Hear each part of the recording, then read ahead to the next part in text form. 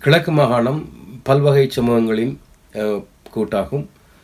சிறு சமூகங்கள் மற்றும் பெரும்பான்மை இனக்குழுக்கள் அதன் கலாச்சாரங்களினதும் சமய நம்பிக்கைகள் மற்றும் வழிபாடுகளினதும் தொகுப்பி கிழக்கு மாகாணம் என்ற சொல்லாடலை உருவாக்குகின்றன. சுதந்திரத்துக்கு முந்தைய காலகட்டத்தில் ஆட்சியாளர்களும் ஆட்சி மாற்றங்களுக்கு மேற்ப கிழக்கின் எல்லைகளும் ஆதிக்கம் செலுத்துகின்ற சக்திகளும் மாறிக்கொண்டே வந்திருக்கின்றன. அதன் விளைவாக கிழக்கின் வாழ்வியலில் கலாச்சாரத்தில் பாரிய அளவு மாற்றங்கள் நிகழ்ந்து வந்துள்ளன. புதிய புதிய சொல்வகைமை, மொழி வகை எல்லாம் தோன்றி கிழக்கின் மொழிகளுள் கலந்துள்ளன. கிழக்கின் மொழி என்பது விவசாயிகளின் மொழி. இன்று பாதி திரட்டப்பட்டும் மீதி மறந்தும் மறைந்தும் போய்கொண்டிருக்கின்ற கிராமிய பாடல்களின் செழுமை நிறைந்த மொழி கிழக்கின் மொழி. விவசாயிகள் நடவின் போதும் கதிர் அறுப்பின் போதும் ஓய்வு நேரங்களிலும் இயல்பாக பாடிய நாட்டார் பாடல்களில் அவர்களுடைய அன்றாட வாழ்வும் மாழ்வும் காதலும் பிரிவும் பாடுபொருளாக இருந்திருக்கின்றன. இந்த தொடர்ச்சி கவிபாடும் மக்களை கிராமங்கள் தோறும் உருவாக்கிற்று. அநேகமாக கிழக்கின் ஒவ்வொரு கிராமத்திலும் முறையான கல்வி அறிவற்ற கவிபாடும் வயதான ஆண்களையும் பெண்களையும் காணலாம். எனது ஊரின் கண்பார்வையற்ற மீரா உம்மா என்கிற ஒரு பெண் வரகவி பரவலாக அறியப்பட்டவர். எனது உம்மாவும் அவருடைய சகோதரிகளும் உம்மும்மாவும் இயல்பான கவிகளாக இருந்திருக்கிறார்கள். துரதிர்ஷ்டவசமாக அவை எதுவும் பதிந்து ஆவணப்படுத்தப்படவில்லை. இன்றைய நவீன வாழ்வின் சிக்கல்களும் பொழுதுபோக்கு சாதனங்களின் அபரிமிதமான வளர்ச்சியும் எனது சகோதரிகளின் தலைமுறையின் கவிமனத்தை திசை திருப்பி வேறும் ஒரு வாழ்க்கையை அவர்களுக்கு பயிற்றுவித்துள்ளது. நான் என்னை எனது தாய்வழி பெண்களின் தொடர்ச்சியாகவே பார்க்கிறேன்.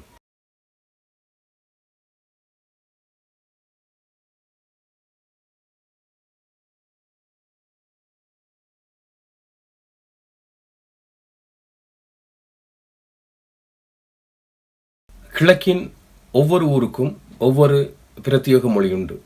சில ஊர்களில் அர்த்தமற்ற ஓசைகள் பேச்சுக்கு இடையே சேர்ந்து வரும். அதற்கு அகராதியில் சேராத அர்த்தங்கள் உண்டு.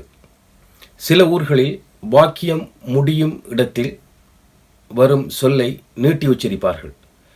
சில ஊர்களில் எழுத்து வடிவில் சாதாரண வாக்கியமாக வருவதை பேச்சு வழக்கில் வினா வாக்கியமாக வரும்படி ஓசையுடன் பேசுவார்கள். சில ஊர்களில் வார்த்தைகளுக்கு வேறு உச்சரிப்பு தருவார்கள். எல்லாவற்றையும் விட ஆபத்து நிறைந்த விடயம், ஒரு ஊரில் சாதாரணமாக புழக்கத்தில் உள்ள ஒரு சொல் வேறு ஊர்களில் பொதுவில் அதிகம் பிரயோகிக்கத்தகாத வார்த்தையாக இருக்கிறது. காலத்தின் போக்கில் அரச உத்தியோகத்தை முன்னிறுத்திய கல்வி மற்றும் மத்திய கிழக்கு வேறு வெளிநாடுகள் நோக்கிய இளைஞர்களதும் யுவதிகளதும் பெயர்வும் கிழக்கின் மொழியில் வேறு வேறு புதிய மொழிகளையும் புதிய சொற்களையும் புதிய இயல்புகளையும் கொண்டு வந்து சேர்த்திருக்கின்றன. மிகவும் செழுமை மிக்கதாயிருந்த சொற்கள் பாவனில் இருந்து அருகி மறைந்து போய்கொண்டிருக்கின்றன. நான் இந்த சொற்களின் மீது தீராத காதல் கொண்டிருக்கிறேன். இந்த சொற்களின் அழகை, ஆடம்பரத்தை நான் மிகவும் விரும்புகிறேன். எனது கவிதை உருவாக்கத்தில் அவ்வகை சொற்களுக்கு மிகுந்த இடம் உண்டு. துரதிர்ஷ்டவசமாக எனது பிரதேசத்தைச் சேர்ந்த நண்பர்களே அந்த சொற்களுக்கான அர்த்தங்களை என்னிடம் கேட்டிருக்கிறார்கள். அடைவு காலத்தின் பாடல் 24.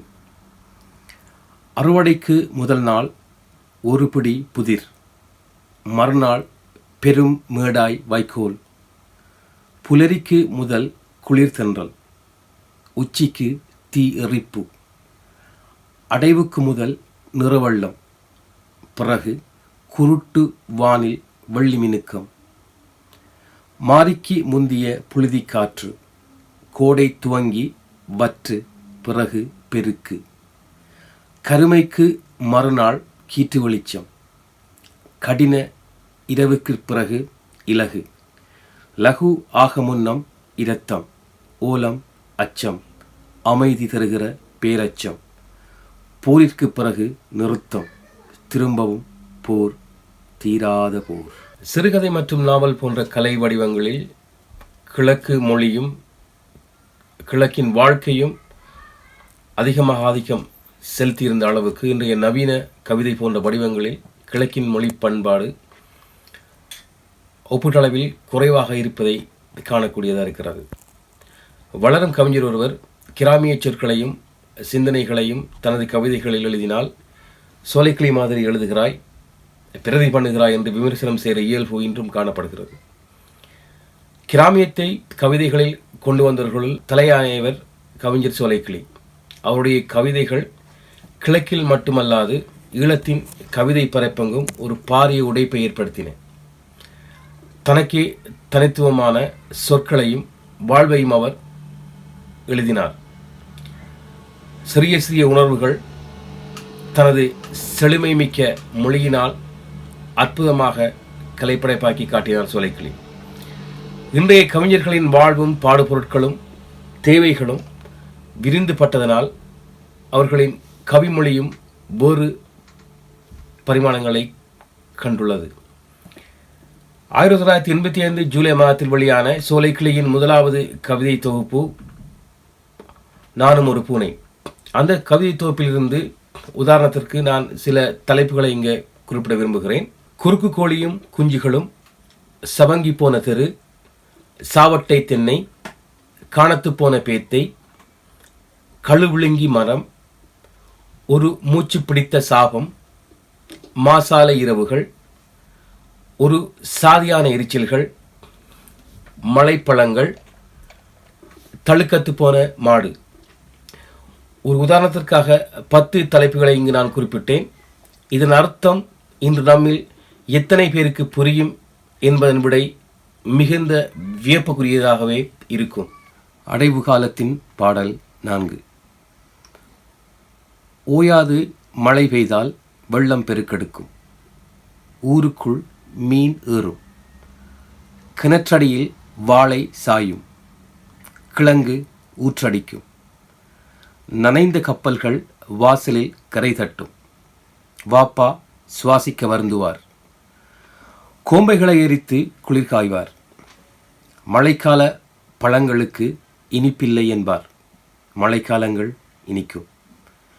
மழை என்பது போர், மழை என்பது வாழ்வு, மழை என்பது காதலும் பிரிவும், மழை என்பது ஊடலும் கூடலும்.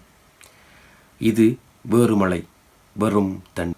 கிழக்கில் ஒரே பொதுமொழியை பேசி அயலில் வாழுகின்ற பல்வேறு இனக்குழுமங்களுக்கு இடையில் காணப்படுகின்ற கலாச்சார கலப்பும் பொது மொழியும் இங்கு அவதானப்படுத்தப்பட வேண்டியது. தமிழ் மக்களில் பெரும்பான்மையினர் பேச்சு மொழியில் வட எழுத்துக்களின் உச்சரிப்பு தூய தமிழ் பட்டதாகவே காணப்படுகிறது. அவர்கள் ஹாவை கா என்றும் ஜாவை சா ஒலியிலும் பிரயோகிக்கின்றனர். இந்த இயல்பின் தோற்றுவாயை கண்டறிதல் மிகவும் சிக்கலானது. முஸ்லிம்கள் சிறுவயதிலேயே அரபு உச்சரிப்புகளை பயில்வதால் அவர்களுக்கு இந்த உச்சரிப்புகள் இலகுவாகின்றன. ஆனாலும் ஹாவை கா என்று உச்சரிக்கும் கிழக்கின் முஸ்லிம் கிராமங்களும் இருக்கின்றன. கிழக்கு முஸ்லிம் மக்களின் பேச்சு மொழியில் கலந்துள்ள அரபு மற்றும் உருது சொற்கள் கவிதைகளில் ஆதிக்கம் செலுத்தியது கணிசமான அளவு குறைவானது. பிற இலக்கிய வடிவங்களைப் போல அன்றி கவிதைகள் எழுத்து வழக்கில் இலக்கண விதிகளுக்கு அமையாகவே அதிகம் எழுதப்பட்டு வருகின்றன. இன முரண்பாடுகளுக்கு பிறகு ஒருத்தரை ஒருத்தர் சந்தேகத்தோடு பார்க்கும் சூழல்களில் வேறுபட்ட இனக்குழுக்களுக்கு இடையிலான தனித்துவமிக்க மொழியின் கலப்புகள் நிகழாது பொது மொழியொன்று சந்ததி வழி அருகி போகக்கூடிய ஆபத்து இருக்கிறது. மறுபுறத்தில் போர்க்காலங்களிலும் பின்னரும் பரவலாக கருத்துரு பெற்ற தேசியவாத சிந்தனைகள் இந்த மொழி பிரயோகம் மற்றும் தனித்துவமான மொழிகளை வளர்த்தெடுப்பது தொடர்பான உரையாடல்களை ஆரோக்கியமான தளங்களில் நிகழ்த்தியதாகவும் தெரியவில்லை. அடைவு காலத்தின் பாடல் 7. இரவு இருண்டு அமைதி கொள்ளும் போது தூர ஒலிக்கின்ற பாடல் ஒன்றை பின்தொடர முடிகிறது. நொடிகள் ஒலித்து மடிகின்றன. நிமிடங்களை கடந்து புகை வண்டிகள் பயணிக்கின்றன. தள்ளி யாரோ யாரையோ அழைப்பது கேட்கிறது. வெகு தொலைவில் கடல் சத்தமிடுகிறது.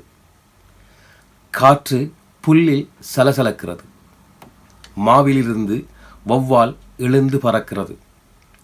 நீத்தோரே நீத்தோரே, இருண்ட இரவின் அமைதியில் உங்களில் கூர்மையுள்ளவர் ஒருத்தராவது காலனை கேட்டிருத்தல் கூடுமோ நீத்தோரே. எனது கவிமொழி எனது வாசிப்பினூடாக வந்தது. அது ரஷ்ய இலக்கியங்களின் மொழி, பைபிளின் மொழி, திருக்குர்ஆனின் மொழி, எனது முன்னோர்களின் மொழி. கிழக்கின் பொதுமொழியை எனது எழுத்துக்களுக்குள் காண்பது அரிது. நான் எழுதத் தொடங்கிய ஆரம்ப காலங்களில் இலங்கையின் பிற பிராந்தியங்களைச் சேர்ந்த நண்பர்களோடு, குறிப்பாக சர்ணிகர் நண்பர்கள், அவர்களோடு சேர்ந்து பழக வாய்த்ததால் எனது மொழி கிழக்கின் தூய மொழி என்கிற இயல்பில் இருந்து மாறுபட்டு நிற்கின்றது. ஆனாலும் நான் எனது முன்னோர்களின் வாயை பார்த்தபடி நிற்கிறேன். அதிலிருந்து அவிழக்கூடிய அற்புதமான சொல் ஒன்றுக்காக நான் தவம் இருக்கிறேன். கிழக்கின் மொழி என்ற பிரஜையற்று என்னால் எழுதப்பட்ட சொற்களை பிற பிரதேசத்தைச் சேர்ந்த நண்பர்கள் சுட்டி காட்டி நான் அடைந்திருக்கிறேன். அந்த மொழியினூடாக எனது வாழ்வை பாட விரும்புகிறேன். மொழியின் எல்லா சாத்தியங்களையும் நான் பரிசோதித்து பார்க்க விரும்புகிறேன். அடைவு காலத்தின் பாடல் 12. அவன் பாடசாலைக்கு செல்ல விரும்பினான். புத்தகப் பையை எங்கு வைத்தேன் என்று யோசித்தான். நண்பர்களின் பெயர்களை சொல்லி பார்த்தான். உப்பு கலவாத நீரை அவன் குடிக்க விரும்பினான். இந்த விமானங்கள் சென்று மறைந்துவிடும் என்று தம்பிக்கு சொன்னான். வாகனங்கள் முகாம்களுக்கு திரும்புகின்ற ஓசை என்றான். கனத்த காலடிகள் காற்றில் தேய்ந்துவிடும் என்றும் இந்த கூச்சல்கள் அடங்கிவிடும் என்றும் பெருமழையாய் ஆண்டவன் இந்த தீயை அணைத்து விடுவான் என்றும் பிரார்த்தித்தான். கடவுளிடம் சென்ற தந்தையிடம் திரும்பி வருமாறு வேண்டினான். இடிபாடுகளிடையே தனது வீட்டின் வரைபடத்தை மனதில் கொண்டு வந்தான். ஊர் திரும்புவதற்கான பாதைகள் திறக்கப்பட்டு விடும் என்று நம்பியவனாய் அவன் கண்களயர்ந்தன. இல்லாத ஊர் என்று இந்த கவிதையை நான் முடிக்க விரும்பவில்லை.